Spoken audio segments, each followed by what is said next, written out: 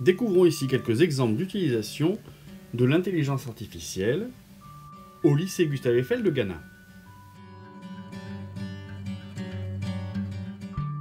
Aujourd'hui, nous plongeons dans un exercice unique mettant en avant la créativité des élèves ainsi que leurs compétences techniques. Mais avant de dévoiler leur chef-d'œuvre, explorons la phase initiale du parcours de l'exercice, qui est la description d'une image en anglais. C'est un exercice de section européenne.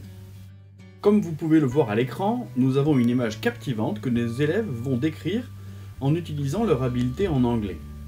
Cet exercice affine non seulement leurs compétences linguistiques, mais prépare également le terrain pour la partie excitante qui suit.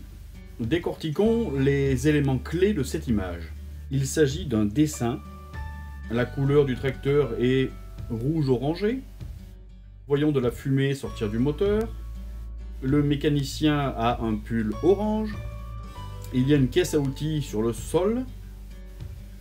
Maintenant que nos élèves ont vivement décrit l'image, il est temps pour la magie de se produire. Ils utiliseront l'intelligence artificielle pour générer une image basée sur leur description.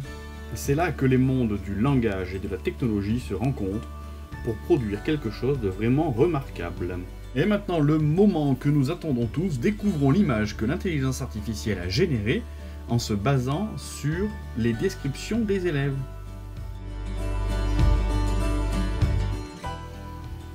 Sur celui-ci, la fumée est clairement représentée. Là, on voit bien le mécanicien réparer le moteur. Ici, on voit clairement la caisse à outils posée au sol. Cette intersection entre le langage et la technologie a permis à nos élèves non seulement de décrire une image en anglais, mais ça leur a permis d'explorer le domaine de l'intelligence artificielle, mettant en avant leur adaptabilité et leur créativité. Voici un exemple d'une autre image à décrire. Et voici les résultats.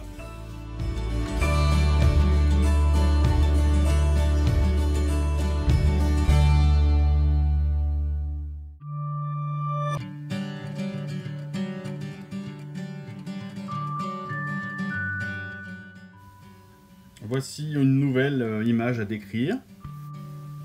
Et voici le résultat.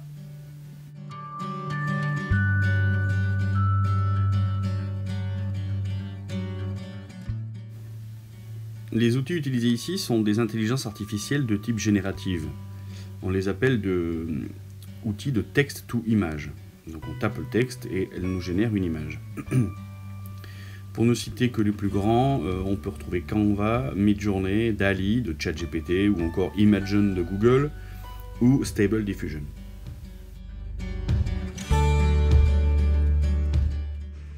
Bon, comment vous avez trouvé l'exercice impliquant l'intelligence artificielle ? Pas mal, c'était instructif. Ouais.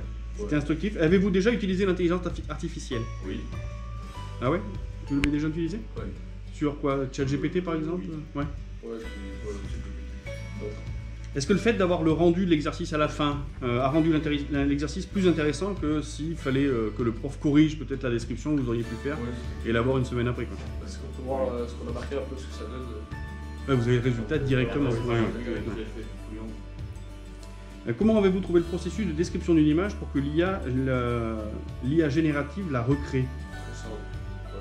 C'est très simple à utiliser. Sinon, pour notre tête et Ok. appliquer. En comparant la version générée avec l'IA et avec la description initiale, quels aspects ont été les mieux reproduits selon vous? Qu'est-ce qui a été bien fait ou mal fait par l'intelligence artificielle? C'est un peu brouillon. Les machines parfois, ça ne met pas du tout, ça se mélange. Parce que peut-être qu'on utilise des trucs gratuits, des applications et des outils gratuits qui sont peut-être moins performants. Y a-t-il des éléments spécifiques que l'intelligence artificielle a réussi à capter mieux que ce à quoi vous vous attendiez? Tout ce qui était fumé, ça l'avait bien créé, la fumée qui sortait du monde. Les personnes étaient bien égales.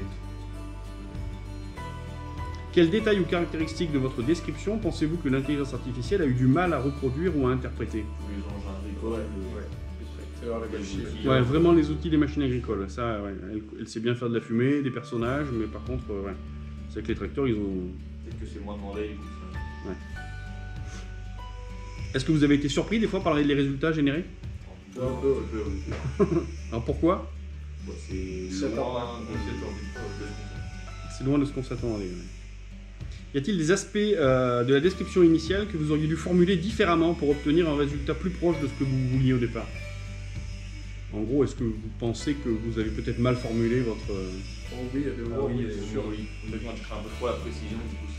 Oui, il manque d'éléments. Quels aspects avez-vous trouvé de l'intelligence artificielle? Quels aspects avez-vous trouvé les plus stimulants ou les plus frustrants pendant l'exercice? Non, pas grand-chose. Il n'y a pas de... C'était pas... Ouais. Quel conseil on donnerait à quelqu'un qui va essayer de faire le même exercice pour la première fois? Pas mettre trop de détails. Pas de mettre tout ce qui est marque, numéro. Ah voilà, pas le marque du tracteur parce que là il est perdu. Ouais. Bien préciser par contre les couleurs, des choses comme ça. On a vu aussi le fait de faire plusieurs petites phrases plutôt qu'une grande. Hein. Parce que souvent vous vous lancez dans un narratif. Des mots-clés. Ouais. Et après, y a-t-il quelque chose que vous auriez aimé avoir en plus du soutien ou des ressources pour mieux comprendre et aborder l'utilisation de l'IA? Non, c'est facile, il suffit de copier-coller le texte. Voyons. Donc c'est facile à mettre en place. Voilà. Okay.